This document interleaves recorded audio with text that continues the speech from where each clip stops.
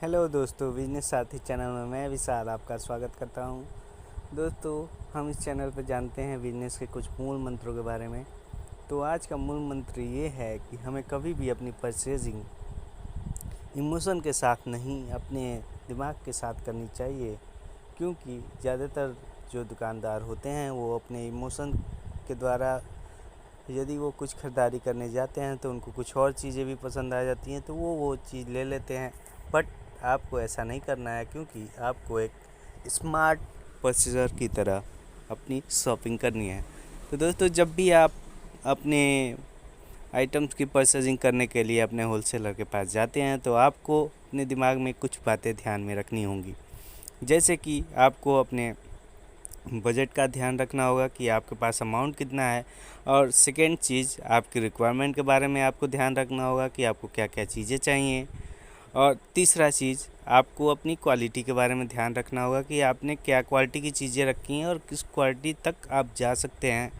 और चौथा, आपको अपने किसी भी प्रोडक्ट के प्राइस का भी नॉलेज रहना चाहिए कि आप कितने प्राइस के रेट तक का माल अपने दुकान पे बेच सकते हैं, जिससे कि आपकी सेलिंग में कोई दरार ना आए। बिकॉज़ आप अपने कोई भी प्रोडक्ट उस हिसाब से ख़रीदते हैं जैसा कि आपका कस्टमर का डिमांड होता है, और आप उसी चीज़ को लेके जाते हैं जो आपकी कस्टमर परचेजिंग बहुत इजीली कर लेते हैं। तो दोस्तों, आपको इन सब चीज़ों की ध्यान रखना होगा और उसके अकॉर्डिंग आपको अपनी परचेजिंग करनी होगी। आपको अपने पैसों की फिजूल खर्ची नहीं करनी है, आपको अपने पैसों का स्मार्ट एक्सपेंड करना है। तो उस हिसाब से आप परचेजिंग करें कि जिससे आपको बाद में पछताना न पड़े और आपके सभी परचेज किए हुए माल आसानी से निकल जाए। दोस्तों, आप तो जानते ही होंगे कि बिज़नेस में बहुत चीज़ों का ध्यान रखना होता है, जैसे कि हमारे कुछ जो अवेलेबल स्टॉक हैं वो कुछ ओल्ड मॉडल भी हो जाते हैं, तो हमें हर चीज़ों को ध्यान लेके चलना पड़ेगा।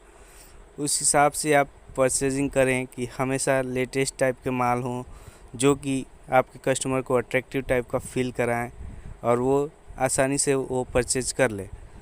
तो कभी भी डल माल ना ख़रीद के लाएं, और ना ही कोई ऐसा आइटम आप होलसेलर के यहाँ से लेके आएँ जो कि उसके यहाँ काफ़ी दिनों से पड़ा हो। वो सब आपको ऑटोमेटिकली पता चल जाएगा कि क्या चीज़ ज़्यादा दिन का है और क्या चीज़ नया है। तो इन सब चीज़ों का भी आप ध्यान रखना, और कभी भी परचेजिंग जल्दीबाजी में मत करना। दोस्तों, परचेजिंग करने के लिए एकदम आप इत्मीनान तरीके से जाएं, वहाँ पे अपनी लिस्ट देखें कि आपकी रिक्वायरमेंट्स क्या क्या हैं, और वन बाय वन अपने लिस्ट के सभी सामानों को अचीव करें। उसके बाद यदि आपका लिस्ट कंप्लीट हो जाता है, उसके बाद आपका कुछ मनी बचता है, तब आप कुछ नई चीज़ों को ले सकते हैं और अपने को एक्सप्लोर कर सकते हैं। दोस्तों, यदि आपको ये वीडियो अच्छा लगा तो आप लाइक, शेयर और सब्सक्राइब ज़रूर करें। धन्यवाद।